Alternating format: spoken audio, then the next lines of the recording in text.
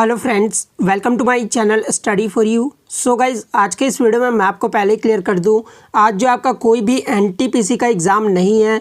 बस मैं ये वीडियो उन बच्चों के लिए लेकर आया हूं जिनका आगे आने वाले शिफ्टों में जो है एनटीपीसी का पेपर होने वाला है। और मैं आपको 100% ये गारंटी देता हूँ कि आपके एग्ज़ाम में जो यहाँ से प्रश्न ज़रूर पूछे जाएंगे।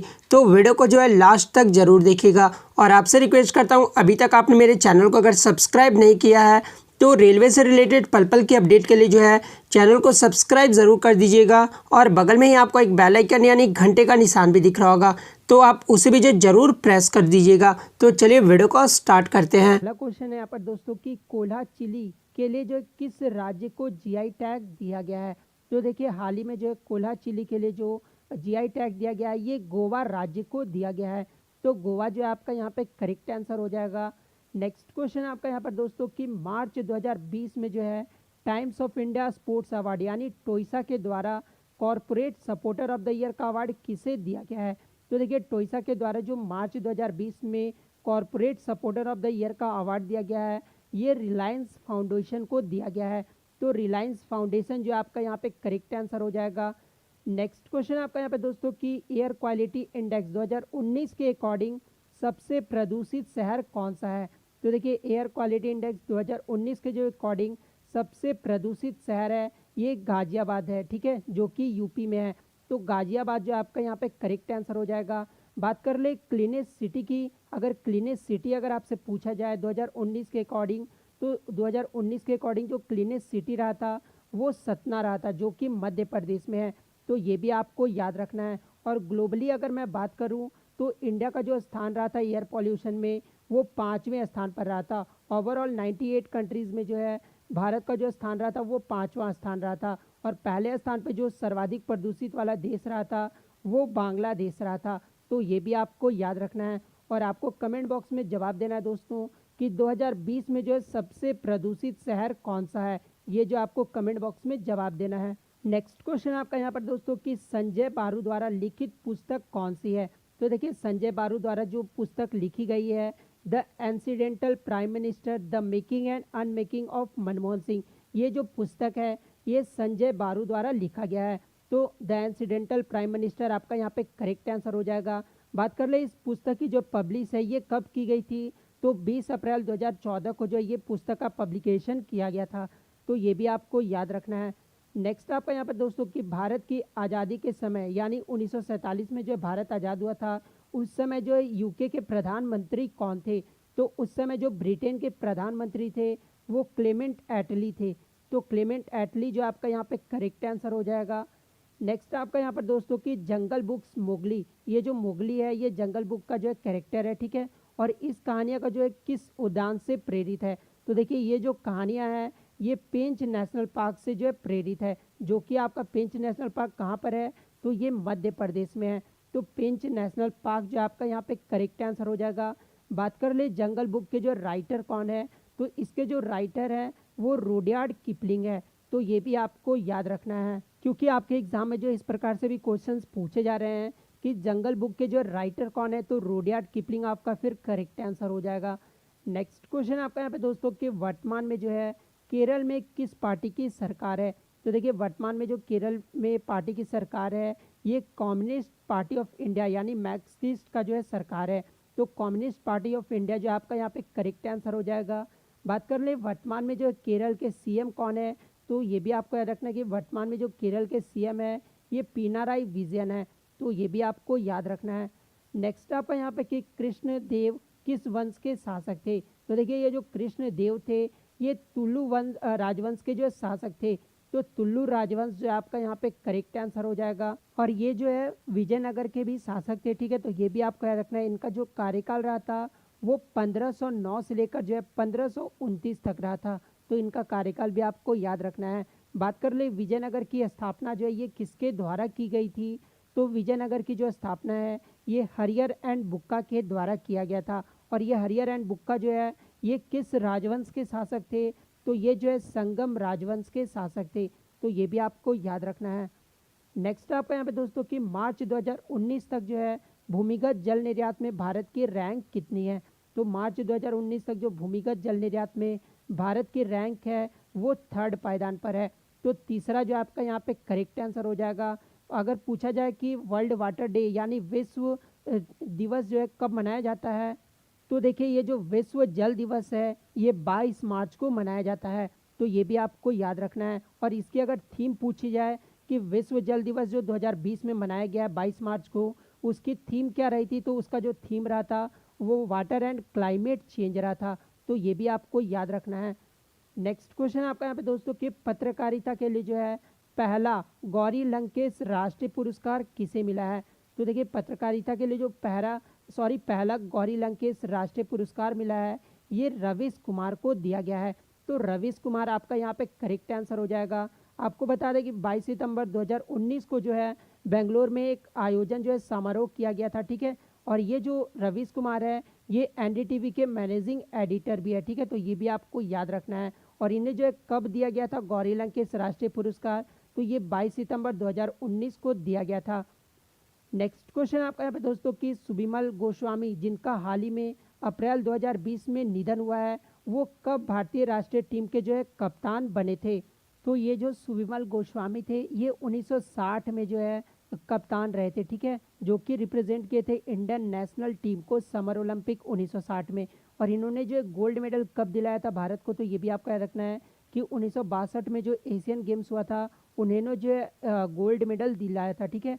और ये जो है किस क्लब से जुड़े हुए थे, तो ये भी आपको याद रखना है कि सुबिमल गोस्वामी जो है ये मोहन बगान जो कि फुटबॉल का क्लब है, ठीक है, तो उस क्लब से जो है ये जुड़े हुए थे। तो इनका क्लब का नाम भी आपको याद रखना है।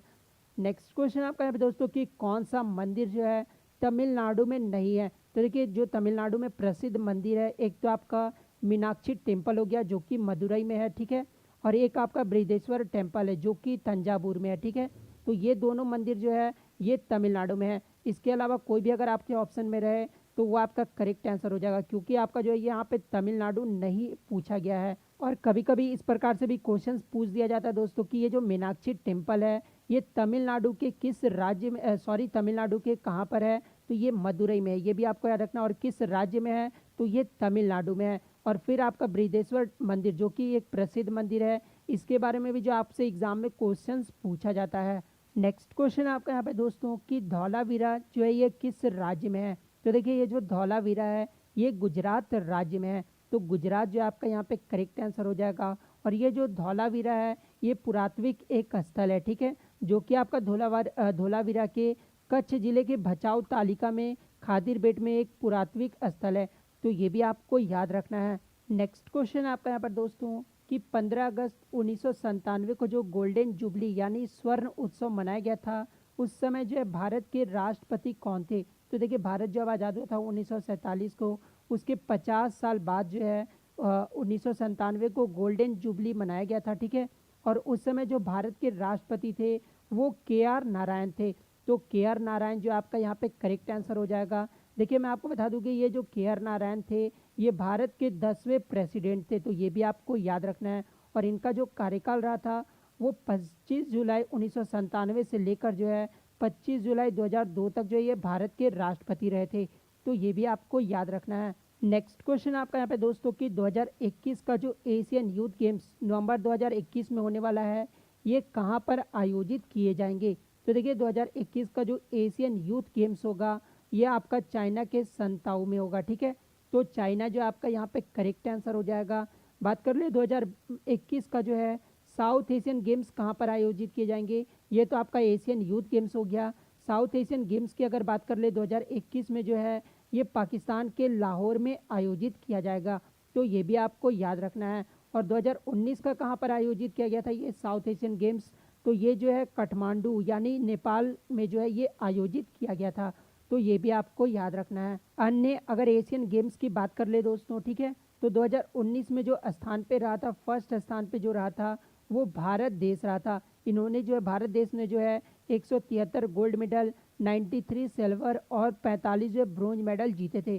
तो ये भी आपको याद रखना है। और 2022 का जो एशियन गेम्स होगा ये देखिए एशियन गेम्स होता है हर 4 साल बाद होता है, ठीक है। तो 2022 का जो एशियन गेम्स होगा ये चाइना के हैंगजाऊ शहर में होगा। तो ये भी आपको याद रखना है। और 2018 का जो एशियन गेम्स हुआ था ये आपका इंडोनेशिया के जकार्ता एंड पोलेनबर्ग शहर में हुआ था। तो ये भी आपको याद रखना है। नेक्स्ट क्वेश्चन है आपका यहाँ पर दोस्तों कि हम्पी जो है ये किस नदी के किनारे है। तो देखिए ये जो हम्पी है, ये हम्पी जो है ये आपका तुंगभद्रा नदी के किनारे जो कि दक्षिणी किनारे पर स्थित है। तो तुंगभद्रा नदी जो है आपका यहाँ पे करेक्ट आंसर हो जाएगा। बात कर ले ये हम्पी जो है ये कहाँ पर है, किस राज्य में है, तो ये कर्नाटक राज्य में है। तो ये भी आपको याद रखना है। और हम्पी का रथ जो है ये किस नोट पर जो है चित्र इसका अंकित रहता है। तो ये भी आपको याद रखना है कि हम्पी का रथ का जो चित्र अंकित है ये 50 रुपये के नोट पर अंकित रहता है। तो ये भी आपको याद रखना है। नेक्स्ट क्वेश्चन है आपका यहाँ पर दोस्तों कि जनवरी 2020 में जो है भाजपा के राष्ट्रीय अध्यक्ष कौन थे। ठीक है, देखिए जनवरी 2020 से लेकर जो भाजपा के राष्ट्रीय अध्यक्ष अभी तक कंटिन्यू है ये जेपी नड्डा है, यानी जगत प्रकाश नड्डा है। तो जगत प्रकाश नड्डा जो है आपका यहाँ पे करेक्ट आंसर हो जाएगा। आपको मैं बता दूं कि अभी तक जो कंटिन्यू है ये जेपी नड्डा ही है। ठीक है, भारतीय राष्ट्रीय अध्यक्ष। ठीक है, और इससे पहले जो थे भाजपा के राष्ट्रीय अध्यक्ष वो अमित शाह थे। कब से कब तक थे, तो 9 जुलाई 2014 से जो है 20 जनवरी 2020 तक जो है ये भाजपा के राष्ट्रीय अध्यक्ष रहे थे। तो ये भी आपको याद रखना है। नेक्स्ट क्वेश्चन है आपका यहाँ पर दोस्तों कि लेफ्टिनेंट गवर्नर ऑफ पुडुचेरी, ठीक है, यानी पुडुचेरी के जो है वर्तमान में उपराज्यपाल कौन है। तो देखिए वर्तमान में जो पुडुचेरी के उपराज्यपाल हैं ये किरण बेदी है। तो किरण बेदी आपका यहाँ पे करेक्ट आंसर हो जाएगा। बात कर ले यहाँ के सीएम कौन है पुडुचेरी के, तो वी नारायण स्वामी है। तो ये भी आपको याद रखना है।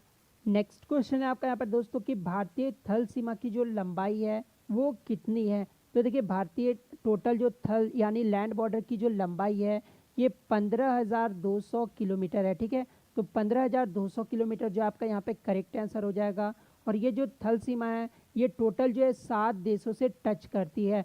तो ये भी आपको याद रखना है। और यदि एग्जाम में क्वेश्चन आपसे पूछा जाए कि भारत में जो है समुद्री की लंबाई कितनी है, तो ये भी आपको याद रखना है कि समुद्री की सीमा की जो लंबाई है वो 7,516.6 किलोमीटर है।